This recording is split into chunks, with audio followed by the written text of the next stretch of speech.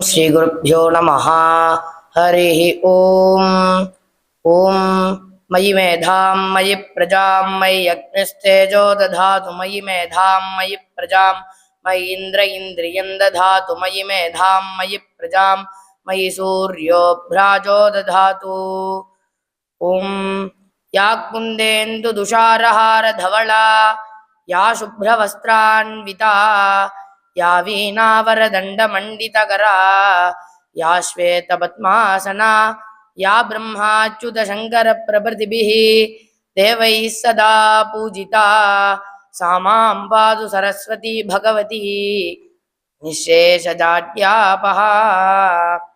शिवा திருச்சிற்றம்பலம். கங்காளன் பூசும் கவசத்திருநீற்றை மங்காமற் பூசி மகிழ்வரே யாமாகில் தங்கா வினைகளும் சாரும் சிவகதி சிங்காரமான திருவடி சேர்வரே. சிவா திருச்சிற்றம்பலம். இந்த சபையில் எனக்கு பேச வாய்ப்பளித்த என் குருநாதருக்கு என் நமஸ்காரத்தை தெரிவித்துக் கொண்டு என் உரையை தொடங்குகிறேன். முதலில் திருநீரு விபூதி என்பது மிகவும் புண்ணியமானது. அந்த புண்ணியமான விபூதியை நாம் அணியும் போது நாமும் புண்ணியமானவனாக மாறுகிறோம்.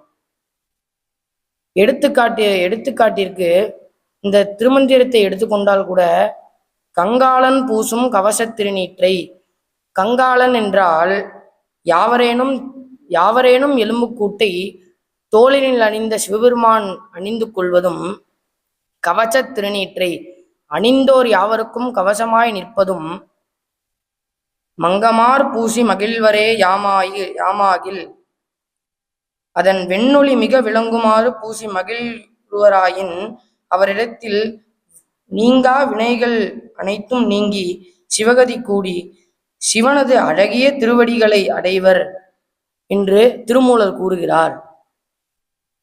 விபூதியை நாம் அணிந்து கொள்வதால் அந்த எம்பெருமானின் திருவடியே நாம் சேரலாம் என்று திருமூலர் அழகாக கூறுகிறார். அதேபோல் திருநீற்றுக்கென்று ஒரு பதிகம் கூட இருக்கிறது. அந்த பதிகமே திருநீற்று பதிகம். இதை திரு ஞானசம்பந்த பெருமான் இயற்றியிருக்கிறார். இப்பொழுது பதிக வரலாறை காண்போம். பாண்டிய நாட்டை ஆண்டு வந்த மன்னனுக்கு வெப்ப காரணமாக சூளை நோய் ஏற்பட்டது. அதை சமணர்கள் அனைவரும் எவ்வளவோ முயற்சி செய்தும் தீர்க்க முடியவில்லை.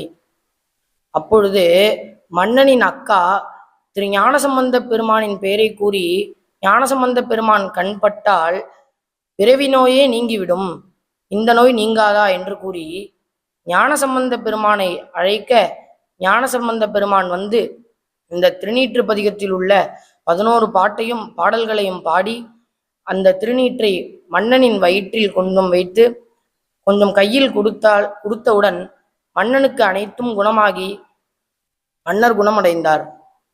இதுவே பதிகத்தின் வரலாறாகும். இப்பொழுது முதல் பாடலை காண்போம். சிவா திருச்சிற்றம்பலம்.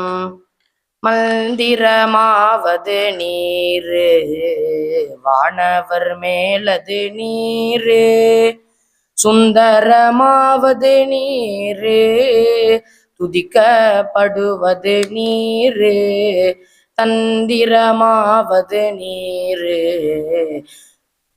சமயத்தில் உள்ளது நீரு, செந்தூவர் வாயுமை பங்கன் திரு ஆளவாயான் திருநீரே. இப்பொழுது அர்த்தத்தை காண்போம்.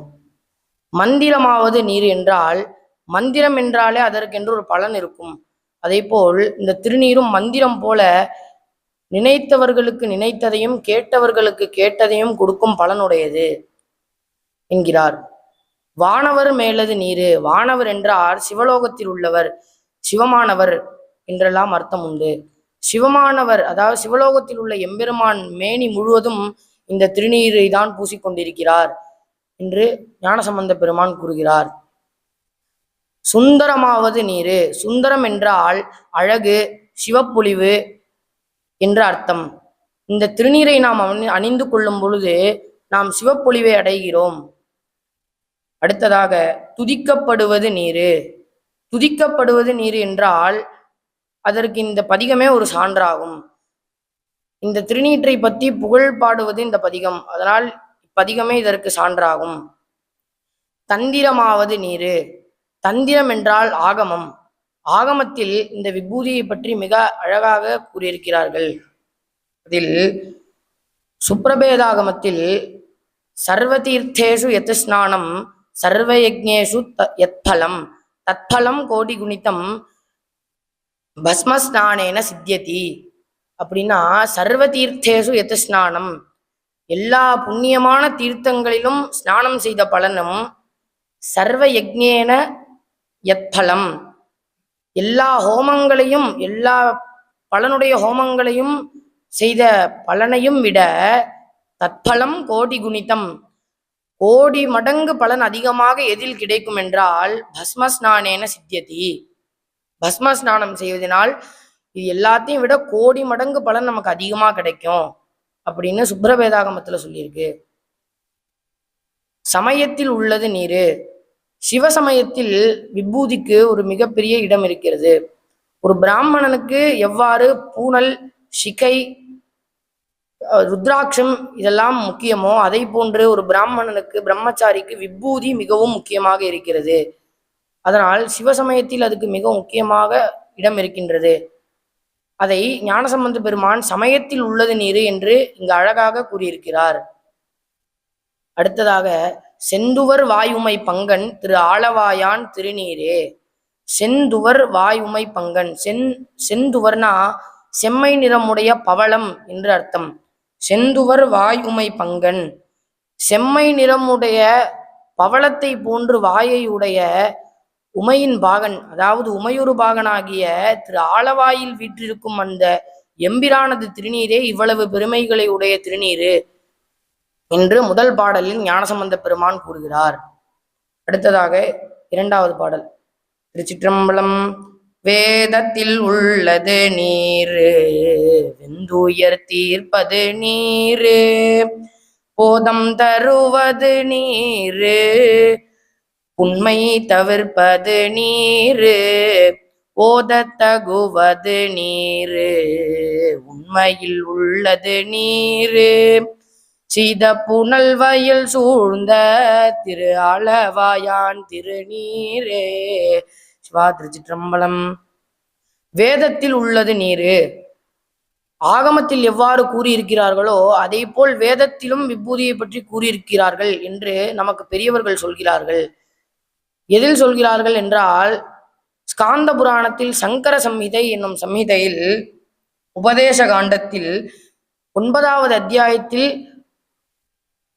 விபூதியின் மகிமை என்னும் தலைப்பில் 10வது ஸ்லோகமாக யதாதேவஸ்ய மகாத்மியம் என்னும் ஸ்லோகத்தில் அழகாக கூறியிருக்கிறார்கள். அதற்கு என்ன அர்த்தம் என்றால், பார்வதிநாதனுடைய பெருமையை எவ்வாறு உணர முடியாதோ அதை போலவே விபூதியின் பெருமையையும் யாராலையும் உணர முடியாது, அறிய முடியாது என்று வேதங்களில் கூறியிருக்கிறது என்று பெரியவர்கள் கூறுகிறார்கள். வெந்துயர் தீர்ப்பது நீரு. கொடிய துயர்கள், நமக்கு எவ்வளவு பெரிய துன்பம் துயர்கள் வந்தாலும் அதை தீர்க்கக்கூடிய சக்தி இந்த விபூதிக்கு இருக்கிறது என்கிறார் ஞானசம்பந்த பெருமான். போதம் தருவது நீரு.